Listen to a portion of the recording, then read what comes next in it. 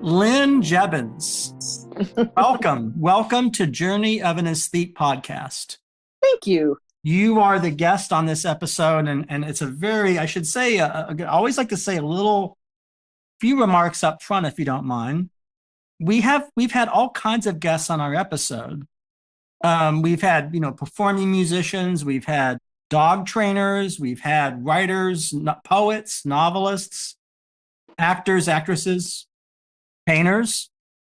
I believe you are the very first agent we have had on our podcast. So it's an honor to Thank you. to have you represent the world of agents and contracts and talent agency. So Lynne, welcome to our show, Lynne. And you always like to start from a kind of a linear chronology. Before we get to the subject of what your profession is itself, tell us a little bit about your background and how you came to become an agent. That's a good story. I was an actor. I was going to be an actor. I got a BFA in theater at Illinois Wesleyan University. I'm an Illinois girl. Okay. And I went to grad school at the University of Georgia because Excellent. the head of the department at that time was one of the top directing teachers in the country. And ultimately, that's what I wanted to do. I wanted to act, but I also wanted to direct. So you wanted to do, you already knew you wanted to do both at that time. What years would that have been, if I may ask? College was 70 to 74. Grad school was 75 to 77. Those were great years for the arts. I mean, amazing. Yeah, very good years. I mean, those are the years of Cowboy Mouth and Shepherd and all that, and the new Hollywood cinema and all the stuff going on. Well, a lot of the film festivals were beginning in that time period. But I was very lucky. I had a great, incredibly talented group of people around me in both places. Yeah. I don't know if you know the actor Frankie Faison. He was on The Wire, and he's done 9,000 things. He was a senior when I was a freshman at Illinois Wesleyan, and I got to watch a rehearsal of his one day. He was doing Caliban, and they had a guest from Northwestern University had come in, and I watched this incredible rehearsal go down with him. And when I got to University of Georgia, I was in school with a guy named Wayne Knight, who was Newman on Seinfeld. Yeah. And so Wayne is, still one of my closest buddies. Yeah. So I moved into Atlanta for a year after that. Then I was working for a construction company. Don't ask. And I moved. I am going to ask. That's an interesting trajectory. So I was running around with a country rock band, and I wanted to stay in Atlanta for a while because I was, involved with these guys. And then the company offered. I'm gonna pause you there. I gotta hear about this country music band. I'm just curious. So were you a lead singer or guitar? What were you doing? No, I wasn't in the band. I was in the band. So you were doing road work, or? Yeah, I was just a groupie. Yes, I mean, I would go help set up and stuff like that, but most of their gigs were in Atlanta. They were a wonderful group called Footloose.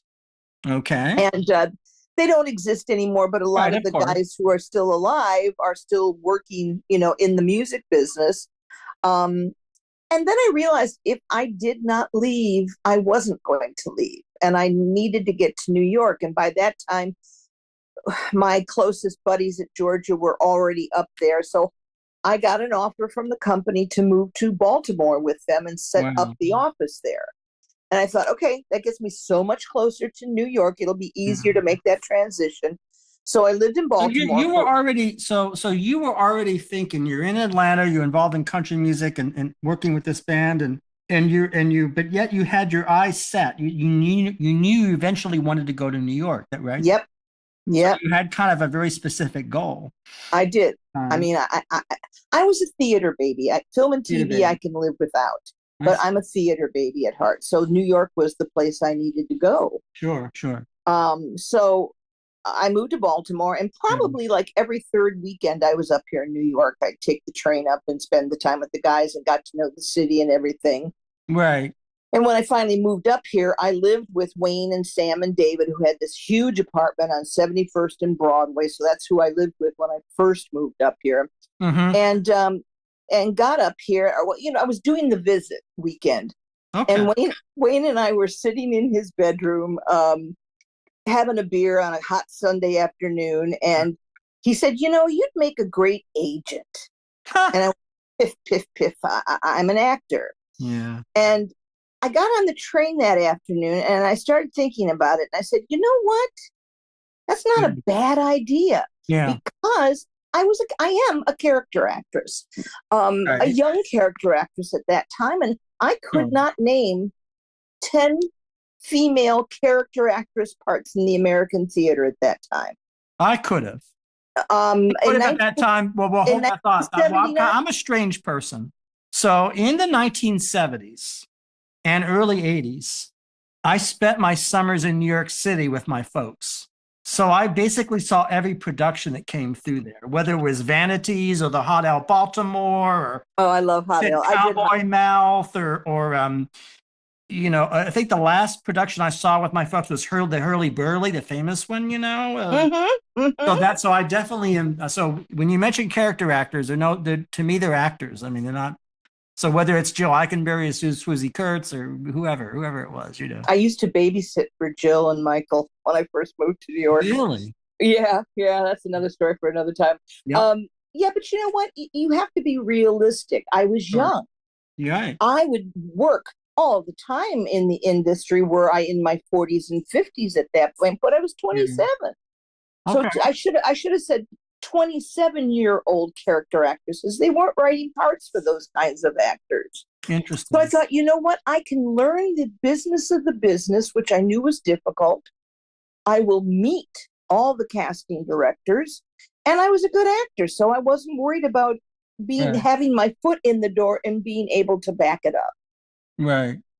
So that is what I started to do. I moved up here, and I went ahead and started looking for agency jobs. Yeah.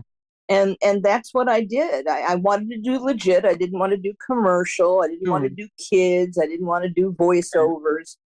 And I had a wonderful... if you don't mind, I'm going to interject a little bit there. So when you mentioned becoming an agent, or to a lay person, again, assume that some of our audience doesn't have a clue about what an agent is. They've only heard the term. So what, if you best in you, from your admittedly professional, well-experienced point of view, what is an agent? What is an agent? Okay.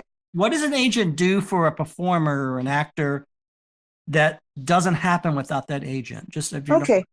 Agents represent the actor. They are the liaison, if you will, between casting directors and the actor. Okay. We receive every day a series of breakdowns with the casting needs. So let's say it's an episode of Law and Order, or an episode of Blue Bloods when it was still shooting. Oh, yeah. Or a production of any theater, Shakespeare, anything. Anything, yeah. Yeah, anything. And it says, here's our casting needs. Here are the dates. Here's the director. Here's when the submission is due. Now, when I started in the business, we would come to the office every morning and there would be an envelope outside the door. That's right. And they physically printed those breakdowns. Mm-hmm. We would make the submission, type it, pull the pictures and resumes, and send the packets out to the casting directors. Now, of course, everything's on computer. Everything's on screen, but we're not talking about the 2020s. We're going back. So would you say this was 78, 79, or a little bit later? Oh, even this is probably, I moved here in February of 79. So I'm talking like the early 80s. Right. So it's 1979. And that's I know in film, it was an explosive year between Breaking Away and all that jazz, and just what a year in film, Kramer versus Kramer. But in theater, what was one of your original productions you could think of that you helped an actor get a part, or you helped Well, let's clarify that. Yeah. The first step in becoming an agent is to be an assistant. Okay. So as an assistant agent, my job was mostly putting out the auditions, again, typing the submissions, doing that kind of stuff. If the agent came to trust you, perhaps he'd ask your opinion about what do you think about these three actors, who's right, but that's how you learn. You're That's learning how to look at the written word and learn what that character should be. And at the same time, you're also learning the taste buds of the casting directors, which is real important. You know, if you've got a casting director that you know loves young character actors, that's a great piece of information to have at the back of your head. They don't need to see drop dead gorgeous young, as they say in the theater, tits and ass, you know, on every role. So it gives you some flexibility and some freedom to be creative in your submissions. Let's going back to 79, 80, 81, say those 3 years. What were some productions that you came in contact with or before that you can think of, or just whatever? Ain't Misbehaving. My boss had represented at that time Armelia McQueen. Yes. So that's the one that comes most. Well, I could tell you that me and my mom and dad loved that show. That was a fantastic production with Andrea Crouch, right? I think it was Andrea Crouch, and was he? It was Armelia McQueen and the heavyset, wonderful character actress. Nell Carter, was she in Nell Carter. Nell Carter. Yeah. But that's a Fats Waller musical.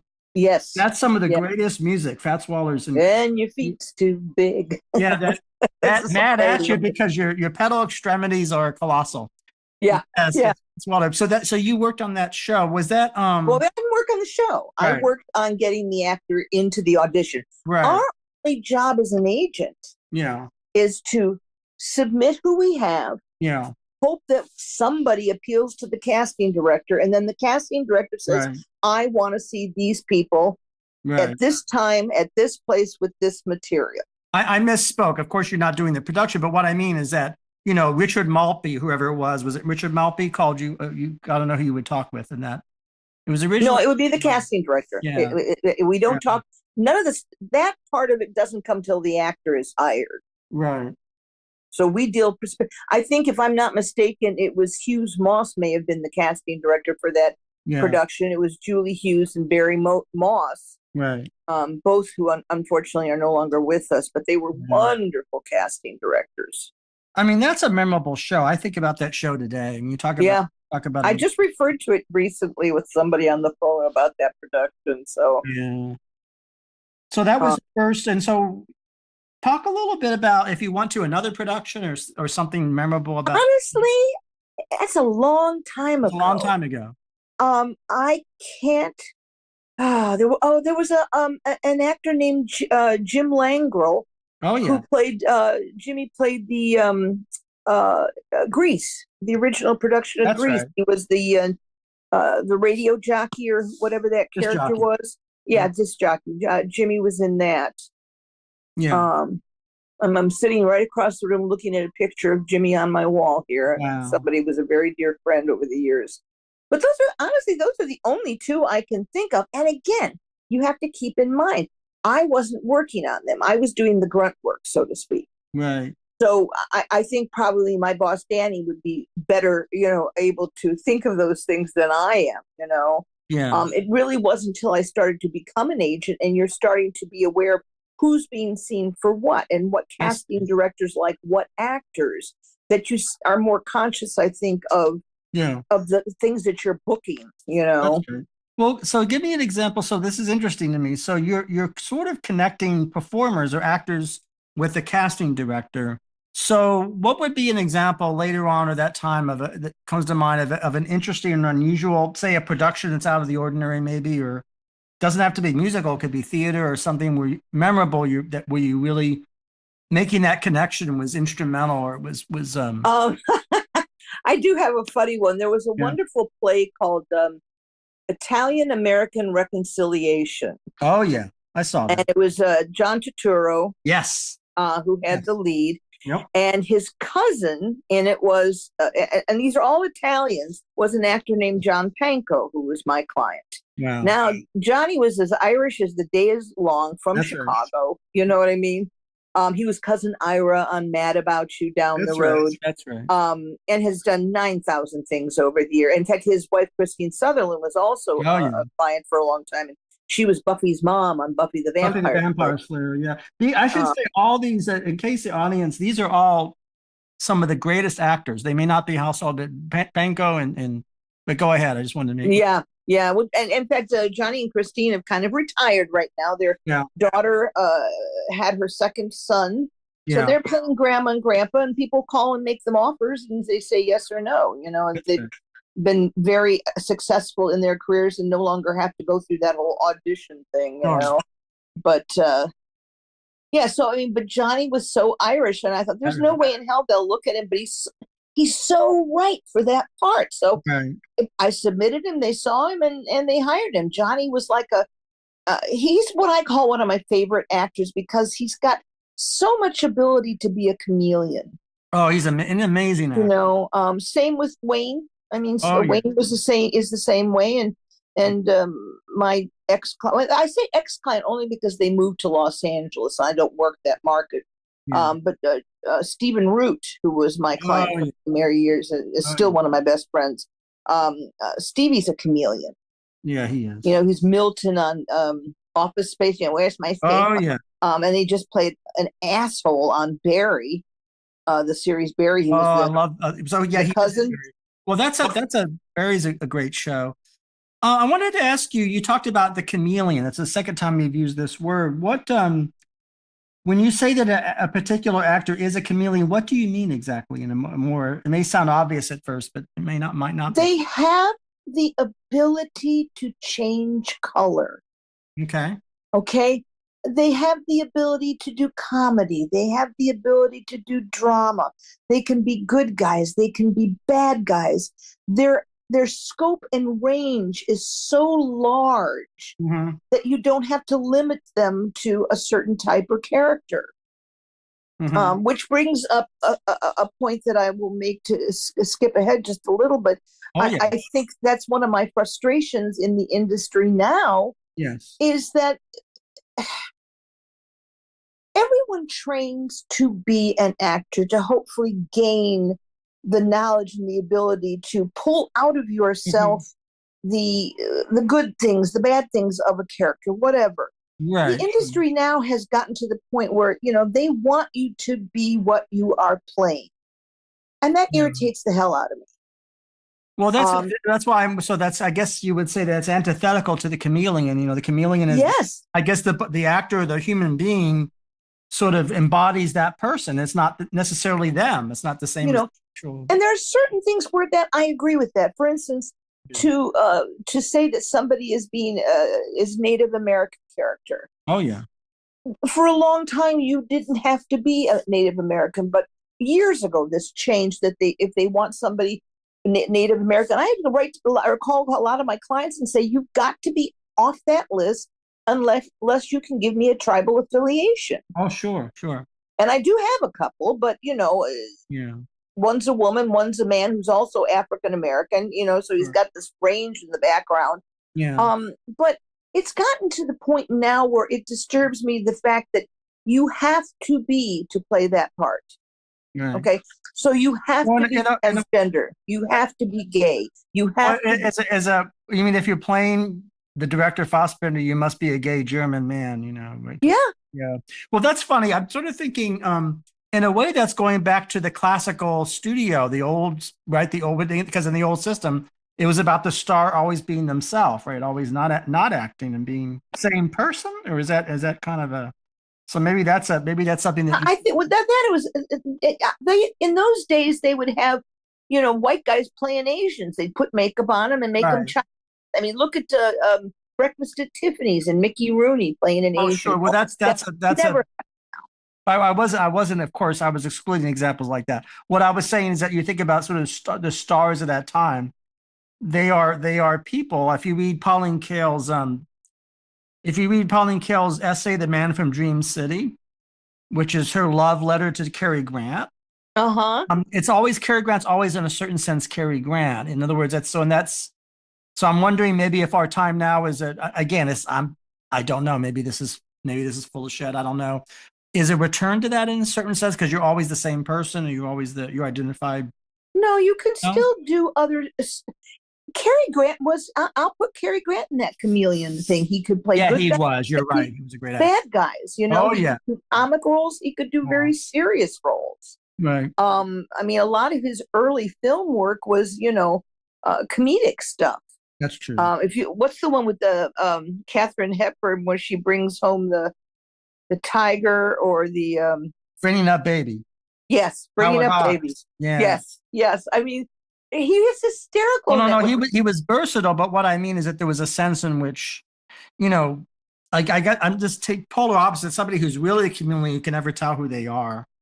I guess who was it? I guess Mary Abraham was like that to a lot of popular audiences. Yes. I can never recognize that person. Yeah.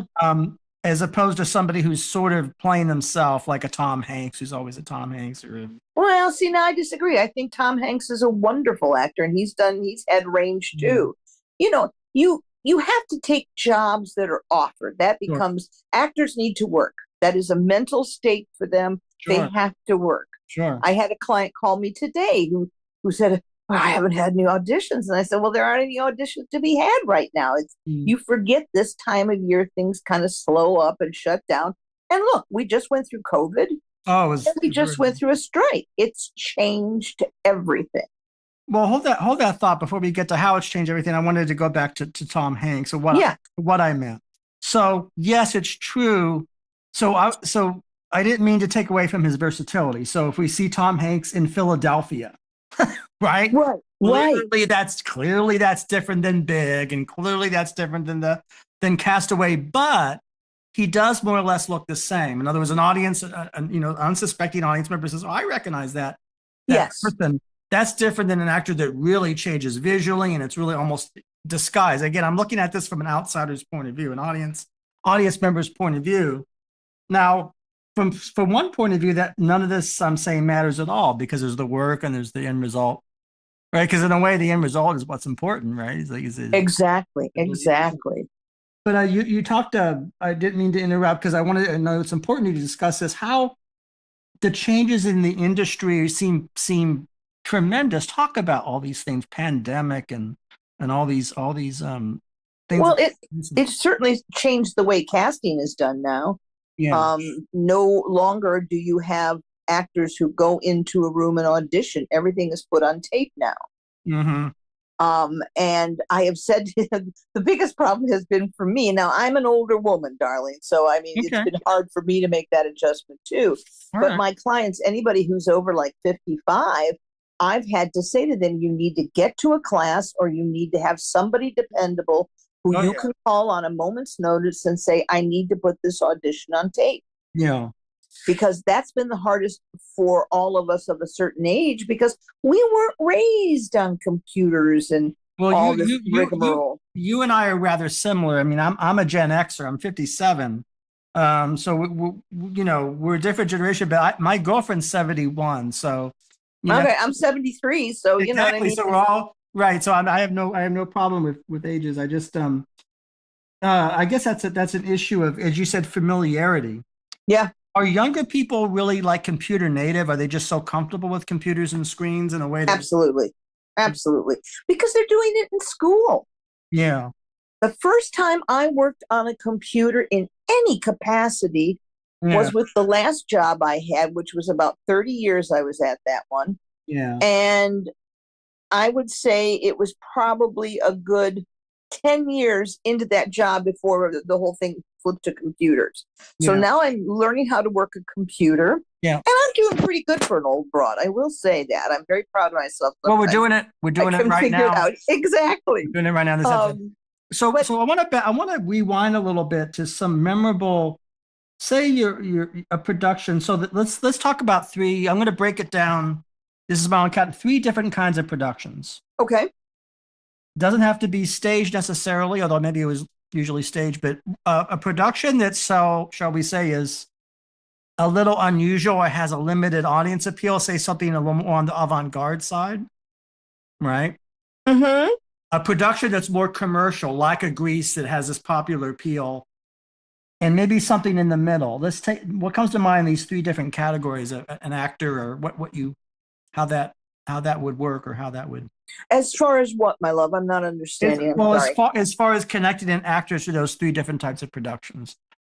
You know what? I don't break it up like that. Okay. I look at a play I look at a movie breakdown and I simply look at who I've got who would be right for that part. End of story. Now, there may be a number of people who I can say, I'm not going to be able to submit them because they're mostly dancers. They don't have acting training. Do you know what I mean? So there are some people who might be limiting to me, but I can look at a resume, and if they've got some straight credits or they came out of a good school program, I know they've got acting chops too. Yeah. I have to, like I said, I always feel like, remember in the circus, you always had the guy on the one tire or one wheel up on a line. He had that big pole that he would set. Yeah. That's what I feel an agent is. Okay. On one side of the pole, you're holding your clients. That's right. On the other side of the pole, you're holding your casting directors. Yeah. If I do not service my casting directors, I screw it up for all my actors. Right. So I have to balance that. I also, though, have to keep my actors happy as well. Sure. Do you mind discussing two different examples? One example where you had to go to bat for an actor.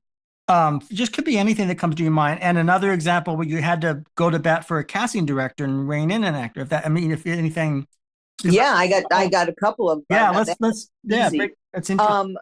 I had a young actor many, many years ago. It's when the soap operas were still very crazy, wild, and, a lot of work. And I would call them every Wednesday. I found out that Wednesday morning, they had their production meetings and said, here's who we need for day players for the week. So I would call on Wednesday afternoon, and I would get any breakdowns for any day players coming up.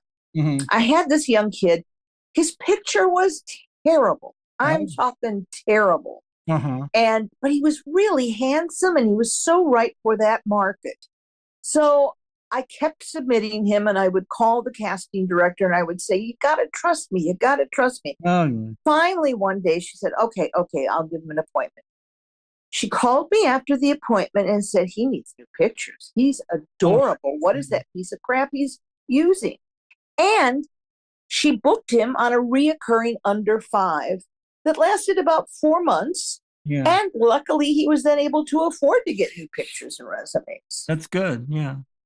Well, that's a good result of that. But so what made it bad? When it made it bad? What's a bad picture? Just kind of. As far as defending, like, No. I mean, you said the photo was bad. What made it bad? Was it cheap? Kind of a cheap? It was cheap. Yeah. The photo has to look like you. Yeah. I mean, Mitch, it's so important that whoever you are as an actor, and particularly now, it used to be when I started, you had 2 headshots. One smiling, warm, and open, and the other would be serious and dramatic. That was all you needed. That's right. Now you got to have 5, 6, 7 different pictures. Oh, wow. Up that show the different things. I need you. You want to do Law and Order? Then give me a lawyer, jacket and tie. Oh yeah, sure. You want to be a judge? Sure. Something more stern. Put on a pair of glasses. Give me some character work. Give me some blue collar. If you have a good body, get a couple of 3/4 shots on there with a T-shirt. That's right. I need those tools to service my actors. That's right. Well, we've discussed that, but what about the opposite, where you had to maybe, I don't want to use the word difficult, but you had to maybe rein in an actor, and you had to, I don't know, whatever. I'll tell you exactly. It was an actor that I worked with. Very talented. Oh my God, this young man was talented. I sent him to an audition, and I didn't hear anything back for a while, but then the casting director called me at the end of the day, and he said, I need to let you know something. No. The actor showed up an hour late. Oh my God. Okay. Wow. Worse than that, the casting director was done with the adults. He now had young children in there. Oh, wow. And he said to my client, I'm sorry, I can't see you now. I'm seeing children. My client attacked him and literally chased him around the desk. Paul said he was so scared, and he called security, and somebody dragged him out in the hall. Wow. And I called the actor and I said, what the hell were you thinking? Yeah. Well, I should be seen. I said, yeah, you should have been at the hour that you were supposed to be there. And I said, you know what? I can't have somebody like you representing my name. I said, you're gone. Pick up your pictures, or I'll mail them. I think I mailed them to him. Sure. but I can't. Every time an actor walks into an audition, you're not only representing yourself, you're also representing your agents. That's true. Your conduct reflects back on me. Right. That's true. Yeah. That's a lot to consider. You have to consider all these. As you said, it's a balancing. Yeah. If I had one thing to say to any actor, it is, I shouldn't want it more than you do. Yeah. You've got to want this. It's a terrible, awful thing that we have fallen passionately in love with this business. It can be debilitating emotionally. It can be frustrating when you're not booking and you think you're really good, but something's not happening. But another thing that irritates me is I'll have actors call me the day of an audition that they've had for a week. Yeah. And now, I couldn't get it together. Excuse me? Yeah, what does that even mean? I don't even know what that means. Well, they want to cancel it, reschedule it. And I'm like, no. If you can't, we let this one go. You can't do that. You've now left a hole in a session of a casting director where somebody else could have gotten in and perhaps gotten a job. You screwed not only yourself and me, but you screwed another actor and you screwed the casting director. Yeah. Well, well, these are, I guess, examples of where it did not go so well.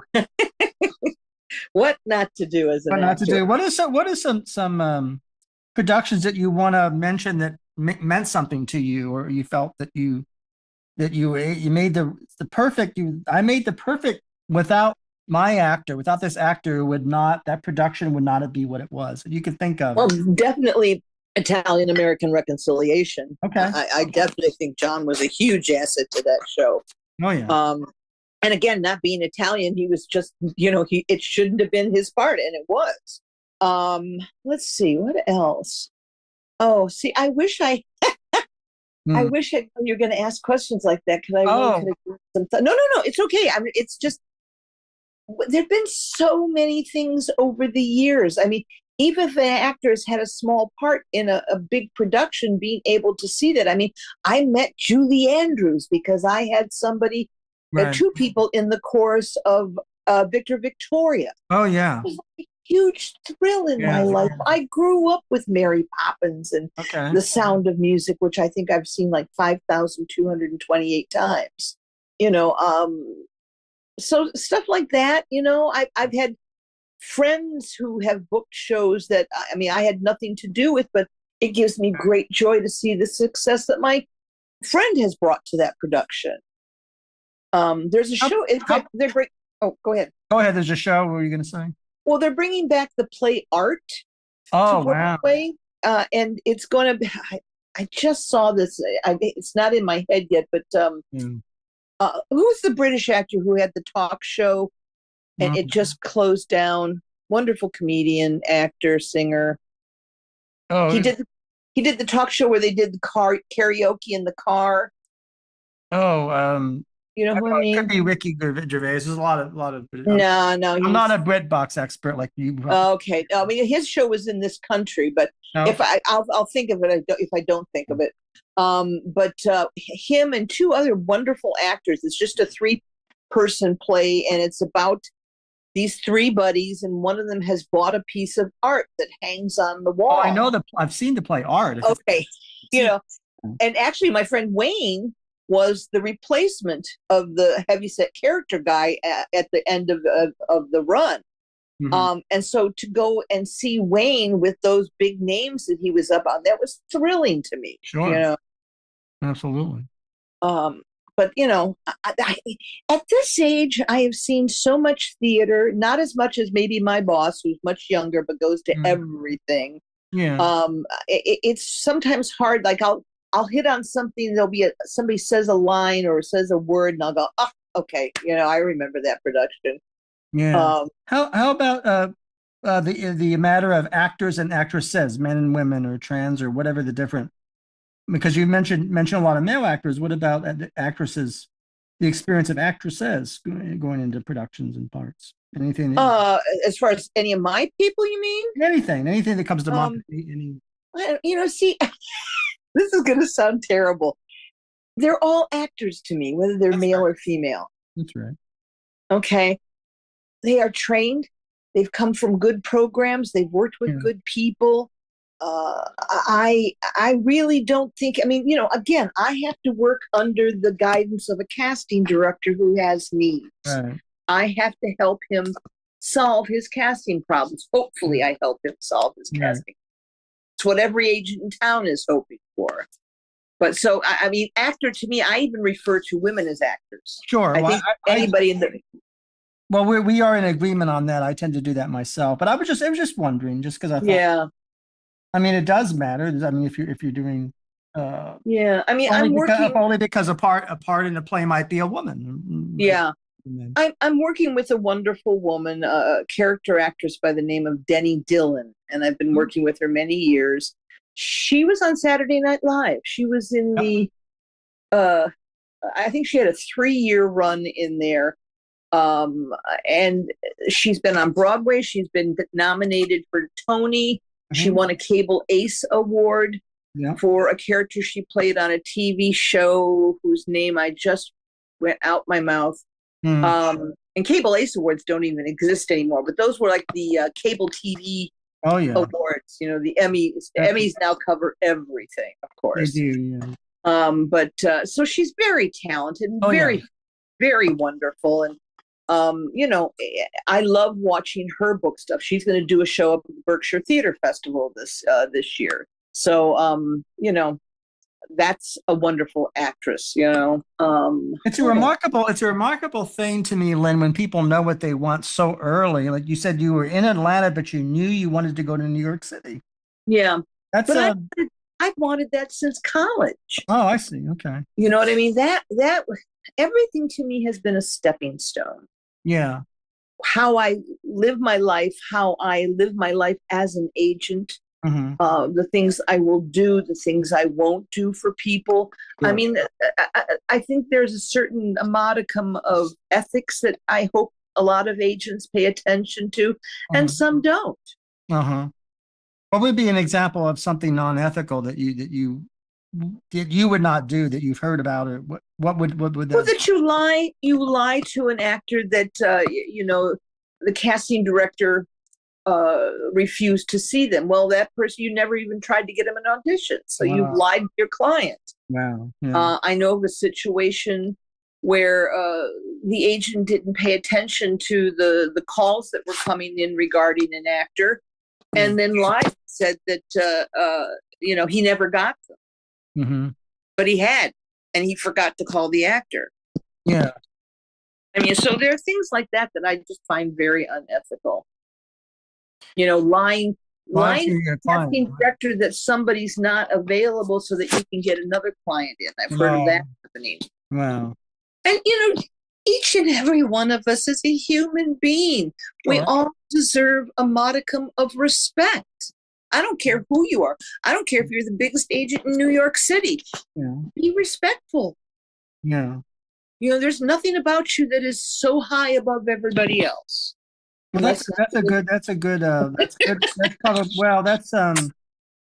that's probably good for a lot of fields in life. A lot of. Yeah, but more so in this. That's right. More so in this. I mean, you look at something. Do you know the movie All About Eve? Of course I do, yes. Okay. It's one of my favorites. Fasten your seatbelts. It's going to be a bumpy night. You look at that and what people will do to cheat and lie to get what they want. I think that there's all through, if you read any biography of any actor from the 20s, 30s, and 40s, you see a lot of that going on. I will be honest, I cannot think at the moment of his name. Wonderful character actor. He was in the movie Mame with Rosalind Russell. He played the teacher that had the boys all running naked in the room. And he was cast, he was actually a German actor. He was cast as the Chief Scar in The Searchers with John Wayne and John Ford's picture. Yeah. Okay. I met him. I went down to Florida to the Burt Reynolds Dinner Theater. My roommate at the time. Yes, down at Jupiter now. It's the Jupiter, but it was Burt Reynolds. Yeah. in the beginning, but he was down there. Patrick Wayne was actually playing the lead in Arsenic and Old Lace. Oh yeah. And this guy was doing the Teddy Roosevelt role, charge and everything. And we were out after the show having drinks. And he told the story about when he started in the industry. And I love this story because it just sometimes makes a difference as to well, to be really clear, you're talking about Anti-Main, and you're talking about, I think, Anti-Main, Jan, German actor. Yes, but Hendrik. No. Okay. No, that's not it. He was. If you got a book or something in front of you, or a computer in front of you. Yeah. I mean, look at the searchers. Look up the searchers. Searchers. Okay. Is it different? Look up the searchers on IMDb, and he's the actor who played Scar. That's right. But anyway, he was talking about had moved to this country. He was out in Los Angeles, and of course, what he wanted to do was movies, and he was doing a play out there. Now, in the theater, you can do the magic of makeup and things like that. He was 19 years old. And they were doing casting for the movie March of the Tin Soldiers with Laurel and Hardy. Yeah. And he was in this play where he's playing an old decrepit man, and somebody from MGM saw him and called him in to come and audition. He went in. He walked in the door at 19 years old, and they all looked at each other and said, "I am so sorry, but we've got the wrong actor." Oh. And he said, "Well, you wanted the actor who played this old man. This was me." And they said, no. I'm so sorry. We've got to cancel this appointment. And they walked out. Yeah. They called him the next day and tried to set up the appointment again, said, sorry, we had made a mistake. So he went back, full makeup from the play. Yeah.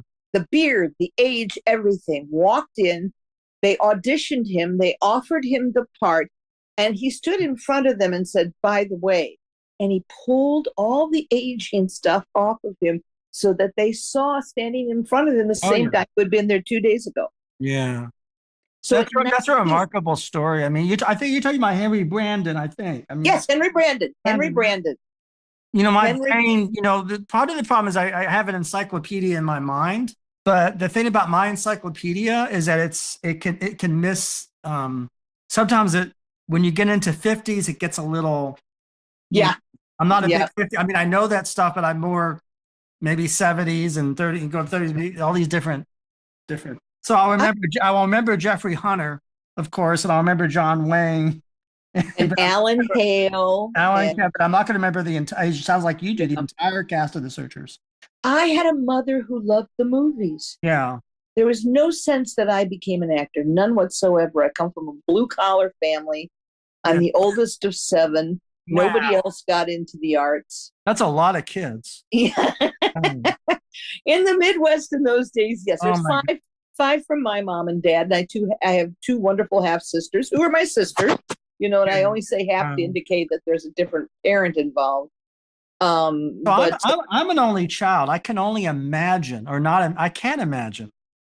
Even imagine what is it like growing up with so many people and such circumstances. So many. You know what? It was great because you always had somebody to play with. That is true. You're never lonely, I guess. So you never. But nobody else was into the arts. But I remember watching. There was no movies on TV when I was a kid. I remember they added a TV show called Saturday Night at the Movies. Oh yeah. And it was the first time that they showed full-length films on TV. And I remember seeing Picnic, one of my favorite films, seeing Picnic on there for the first time. You're seeing the great Kim Novak, William Holden. Yep. William Russell, William. Oh no! It's an amazing film. And, it's incredible. Yeah.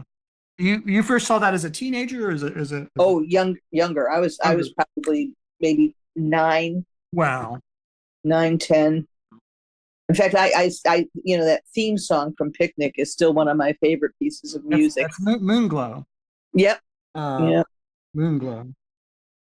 Yeah. It's funny mentioning that. I'm a jazz pianist and musician. Oh, and you'll never. I can't prove this, but this morning as part of my practice, I was working on Moonglow.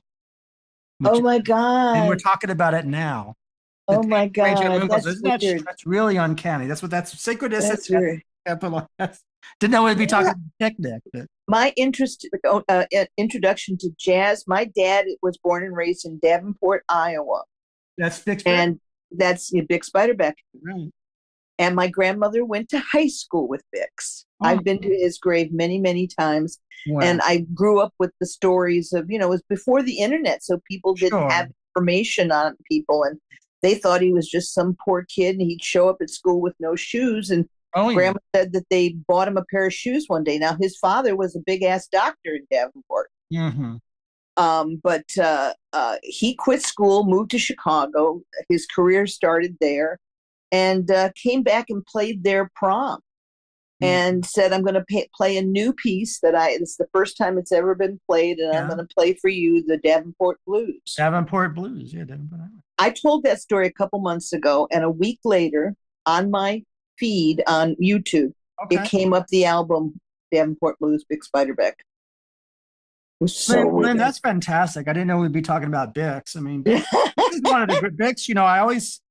Louis Armstrong, of course. And yes, James P. And Johnson, Hoagie. And Art Tatum, but you can't forget Bix. No. Can't forget Bix is And the movie Man with the Golden Arm is written about Bix. Yeah, Sinatra, that's right. Yeah. It is about Bix, young man. Well, that's fascinating. Well, I don't we've touched on this before. You mentioned technological changes in the screen and sending in not doing it in person, sending in videos and video clips. What are your thoughts just off the cuff, thinking about where we're moving as a society, as a world, technologically, AI, and how any of that affects or doesn't affect acting and the world of performance? Any thoughts on where we are? Or is that too big a question? I will tell you, Mitch, it scares me. Oh. It scares me deeply. And I'll tell you why. As human beings, and let's just say even as actors, part of what you gain in a rehearsal hall, in a room, working with people, doing classes, is the ability to communicate one-on-one with another human being. Oh, yeah. By taking all of that away, we are losing our humanity, I think. Wow. And for actors not be able to get in a room and feel the energy in a room when they're doing the audition, that is so important to how you present as an actor. Mm-hmm. Now, some of the theaters are doing callbacks in the room. There is some of that starting to expand a little bit. That's right. And some of the TV and film people are doing Zoom callbacks. So at least you're, working with somebody, and getting direction. But if you sort of off the theatrical for a moment, if you look at the amount, we blame guns for shootings. Guns don't kill people. The people shooting the gun do. That's true. And I think you've got all these, if you look at the technical world in the last 30, 40 years, all the games that have come up, these young kids are being raised on an environment of violence in the games that they play. Okay. So it's nothing for them. They blow heads off in their video games. So why would it be any different than to walk into somebody and blow their head off there? Wow. I mean, I blame a lot of this for the internet and the gaming and all that for a lot of the problems in the world. Interesting. And if you're sitting at a computer all day and you're not interacting with people, how do you learn to communicate? Right. I mean, you and I are talking right now and we're not looking at each other, but are we having any problems of communication? No. Well, I mean, how much of that could just simply be experience over time? Of course, I grew up in the 50s and the 60s. Yeah. Those were changing years for me. We didn't have, Pac-Man, okay? Right. I was the Pac-Man queen in college. I'd come into the dugout. So I grew up in the 70s and the 80s. So that's interesting. So in a way, maybe the 70s and 80s aren't too different than the 60s. Maybe it was. It was a melding of time periods and changes. But we didn't have, I mean, by the time I got into college and stuff, the only thing I was playing with video games down in a pool hall or in a bowling alley or, you know. Yeah, you were playing air hockey or something. Yes, air hockey. Oh, God. Yeah. I love air hockey. I hadn't thought of that in years. Oh, yeah. And they were games that involved other people. Yeah, that's You know what I mean? You weren't sitting at a computer doing, you know, tic-tac-toe by yourself. Right. That's something. Lynne, is there anything before even good things come to an end like this discussion? Is there anything you want to say to actors out there or to Yes, I do. Okay. I would say the following. You have to want this very, very badly, and you have to be dedicated, but also realize not all of you are going to be stars, but you can be working actors, and anything you choose to do with that acting background makes you a more viable client for somebody. In other words, if you're a lawyer and you've had acting training, think of what you'll be like in a courtroom. Sure. If you're a teacher, if you decide you're just going to teach, think what you bring with that acting background, the ability to communicate. Sure. I had a wonderful young actor years ago, and he got his first big job. I mean, he'd done some soap things, and he got his first big job, Cincinnati Playhouse in the Park. I'll never forget this. And he came back and he said, "Can I take you out for lunch?" I said, "Sure." And he said, "You know, I'm leaving the business." I said, "What?" He said, "Lynne, I realize that I don't want this as much as I should, that I want to have a wife and a house and 2.5 children and a couple of dogs." Yeah. And he went to law school and became a lawyer. Yeah. But he had all that wonderful training to bring with him. Oh, interesting. You know? So you're saying it was not a waste because so you're saying he utilizes acting training in law and his law. Exactly. That's interesting. You learn to deal with people. You learn to be articulate, to communicate. So whatever you end up going to, I've got actually one of my University of Georgia kids who's still up here. She now has a company that she started. She goes into corporations. Oh, wow. And workshops people to communicate and to do one-on-one with phone calls or in meetings, and works with them to give them that background. And she's paid a lot of money for that. That's how to negotiate, you know. That's a beautiful example. Well, Lynne, I really want to thank you for your generosity of spirit and for your stories and for your wisdom. I really enjoyed this tremendously. Oh, thank you. Well, thank you for having me as the first agent. I don't know if I'm the norm, but you know, God knows. I mean, to somebody that doesn't know what an agent does and doesn't know anything about it, this is a real treat. Cool. So thank you. You're welcome. It was nice meeting you, even if it was just on the phone. That's right. Thank you. All right. And tell Miss Lori I send my love. I will tell Lori hi. Thank you. All right. Take care.